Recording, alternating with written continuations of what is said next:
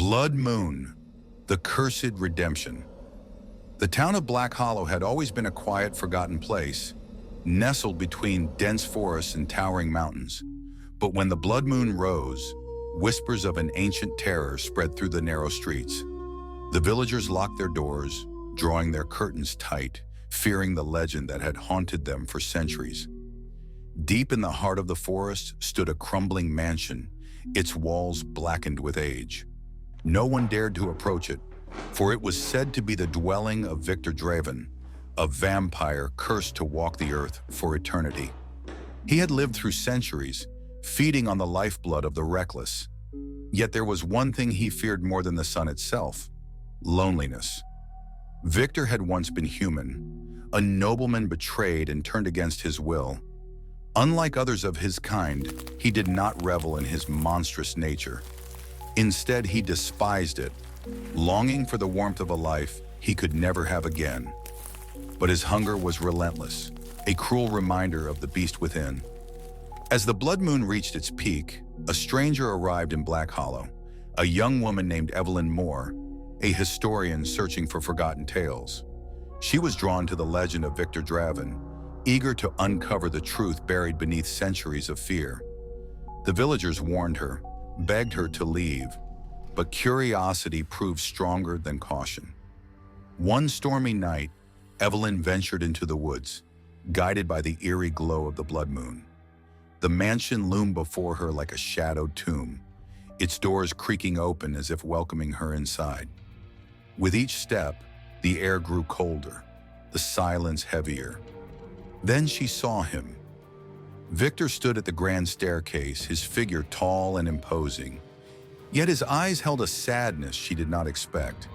They were not the eyes of a monster, but of a man burdened by time. "You should not be here," he warned, his voice smooth yet hollow. "I'm not afraid of you," Evelyn replied, her heart pounding. A ghost of a smile touched Victor's lips. "Then you are either very brave or very foolish." For the first time in centuries, someone spoke to him without fear. Intrigued, Victor allowed her presence, and over the next few nights, they spoke of history, of loneliness, of fate. Evelyn saw past the legend, past the horror. She saw the man trapped within the creature. But the curse was relentless. Victor's hunger grew unbearable, his fangs aching for the life that pulsed within her veins. He fought against it, resisting with every ounce of willpower. Yet the beast inside him whispered that it was inevitable. Then on the final night of the blood moon, he made a choice. Instead of feeding, Victor did the unthinkable. He led Evelyn to an ancient altar hidden beneath his mansion. There, carved into the stone, was a single phrase written in a forgotten language. The curse that bound him had one escape. A willing soul must offer their blood, not in fear, but in trust. Evelyn, understanding what must be done, offered her hand. "If this is what it takes to free you, then take it." Victor hesitated. Could he do it? Could he take the life of the only person who had ever seen him as more than a monster? He closed his eyes, and instead of draining her, he took only a single drop. The mansion trembled, the shadows recoiling as if in agony. The curse, centuries old, began to crack.